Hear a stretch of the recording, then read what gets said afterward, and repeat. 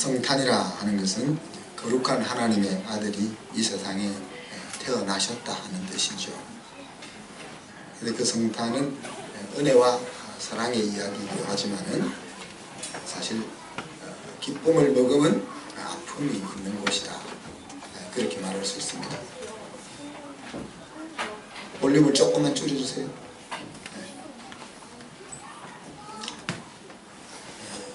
잃어버린 자녀를 살리고자 계획하시고 그 계획을 예수님께서 수락하시고 또 실질적으로 자기의 삶 가운데서 행하는 일이 일어난 것이 바로 성탄입니다.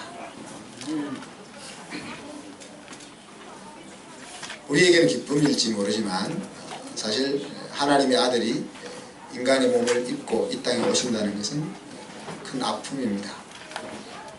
그런데 그 큰 아픔은 더 큰 기쁨이 있기 때문에 받아들일 수 있었던 아픔이고, 히브리서에 보면은 장차 올 영광을 생각하며 십자가를 개의치 않는 그런 아픔이었다, 그렇게 묘사를 하고 있습니다. 오늘 읽었던 성경은 말씀이 육신이 되어 우리 가운데 거하심에라고 표현을 하고 있습니다. 그래서 우리와 똑같은 몸을 입고 우리와 함께 이 세상에 살기 위하여 오셨다 하는 것은 낮아지셨다는 이야기입니다. 지난주에 우리가 교회를 가족으로 하나로 묶는 가장 중요한 것이 겸손과 사랑이다, 그렇게 이야기했는데, 주님께서 우리가 똑같은 몸을 입고 이 세상에 오셨다는 것은 낮아질 수 있는 최고의 낮아짐이다, 이렇게 말할 수 있겠죠. 그리고 그 겸손은 사랑에서부터 출발된 겸손이었음을 우리가 알게 됩니다.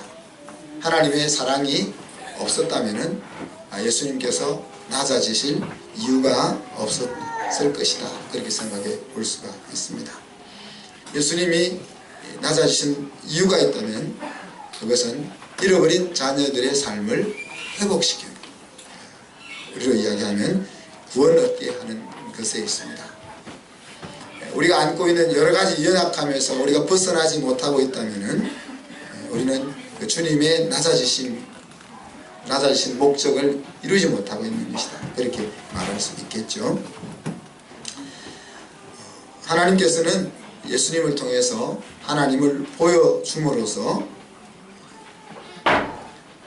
잃어버린 자녀들을 구원하고 회복하기를 원했습니다.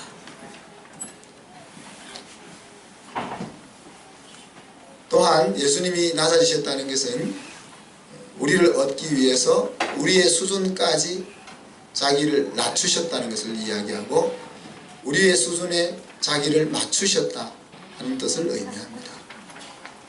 우리가 우리 자녀들을 키우면서 자녀들 수준으로 내려가기가 힘들죠.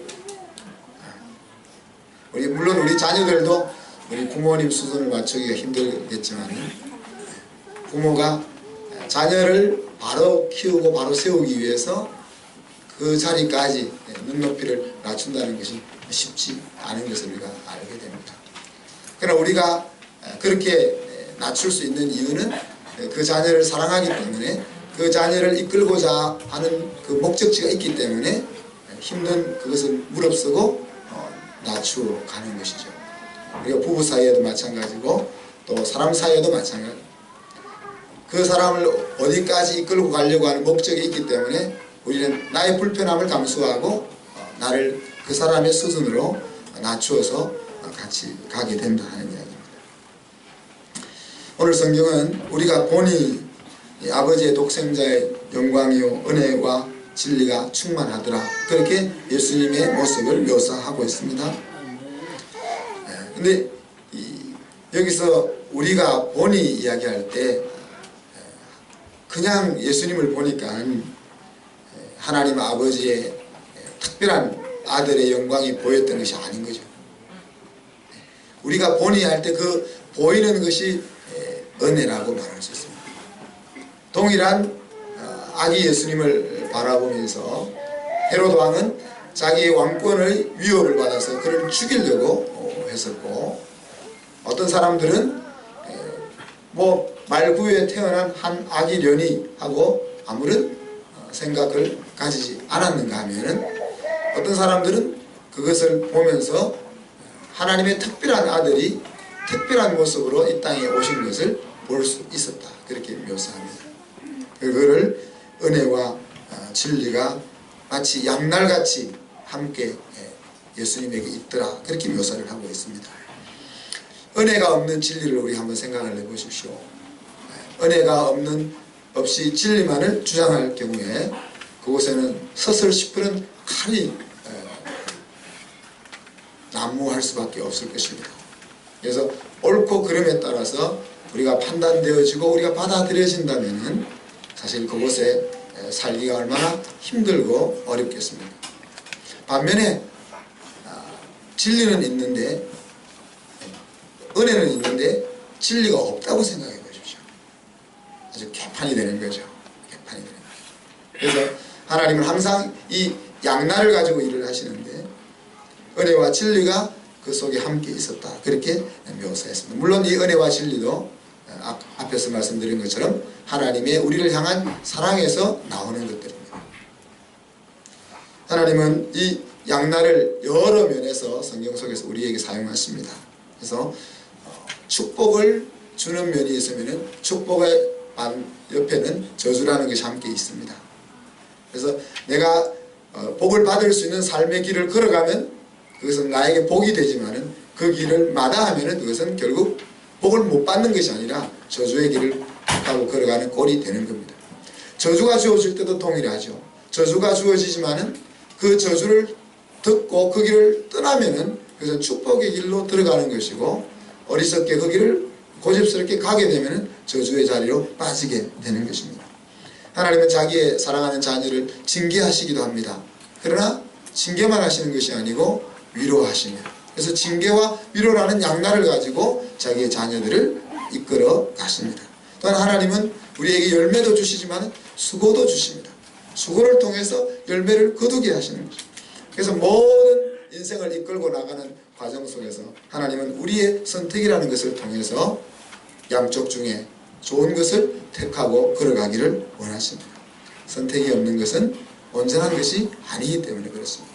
하나님께서는 우리가 당신이 만든 피조물이지만은 당신의 뜻대로 좌지우지하는 것이 아니라 우리의 자원하는 마음으로 우리의 자원하는 마음을 가지고 세상이 아닌 하나님을 선택하기를 원하신다 하는 이야기. 그래서 우리에게 모든 것이 펼쳐져 있고 그것을 취해서 복된 길로 가느냐 가지 않느냐 하는 것 역시 나에게 달려있다는 것을 우리가 기억해야 되겠습니다. 오늘 11절에 보면은 자기 땅에 오매 자기 백성이 영접지 아니하였으나 그랬습니다. 앞에서 말씀드린 것처럼 우리가 본이라고 이야기할 때 모든 사람이 본 것은 아니라는 이야기입니다. 모든 사람이 하나님의 피조물이지만은 예수님이 오셨을 때 그 예수님을 우리를 구원하러 오실 우리에게 인생을 회복시켜 주실 분으로 보지 않는 사람도 많았다는 이야기입니다. 심지어 받아들이지 않고 거부하는 사람도 있었다 그랬습니다. 우리 가운데 거하시는 말씀이라고 오늘 성경은 예수님을 이야기하고 있는데 우리 가운데 거하시는 그 말씀을 보지 못할 수가 있다는 이야기입니다. 오늘 이스라엘 백성들은 율법의 그늘에 가려서 자기 눈앞에 와 있는 살아있는 말씀을 볼 수가 없었습니다. 또 이스라엘 사람들 중에 지도자들은 자기가 누리고 있는 그 삶에 가리워서 예수 그리스도를 볼 수가 없었습니다. 오늘 이 땅을 사는 우리에게도 동일한 일이 일어날 수가 있습니다. 우리의 참된 인생의 행복을 위해서 하나님이 예비해 놓으신 그것을 우리가 기존 가치체계 속에서 또한 내가 누리고 있는 그것 때문에 가장 좋은 것을 보지 못할 수도 있다는 사실을 우리가 기억해야 합니다. 우리 가운데 거하시는 말씀을 보는 길이 있습니다. 나를 존재하게 하신 분이 계신다 하는 것을 생각해 보는 겁니다. 그리고 그분은 나를 사랑하신다는 것이죠. 그리고 나는 그분의 특별한 계획을 가지고 특별한 목적을 가지고 이 세상에 존재하고 있다 하는 것입니다. 그리고 마지막으로는 내가 계획하고 꾸려나가는 내 인생보다 그분이 나를 위하여 가지고 계신 계획이 더 멋있고 훌륭할 것이라 하는 사실을 받아들일 때 우리는 우리 가운데 거하시는 말씀인 이 예수님을 만날 수 있고 볼 수 있다는 것입니다. 우리가 가슴에 손을 얹고 곰곰이 생각해 볼 필요가 있습니다. 지금까지 달려왔던 대로 내가 남은 인생을 달려가면 정말 내 인생이 멋있고 행복하고 승리했다고 말할 수 있을까? 우리의 자녀들에게 무한한 행복과 승리를 안겨줄 수 있는 길을 내가 달려가고 있을까?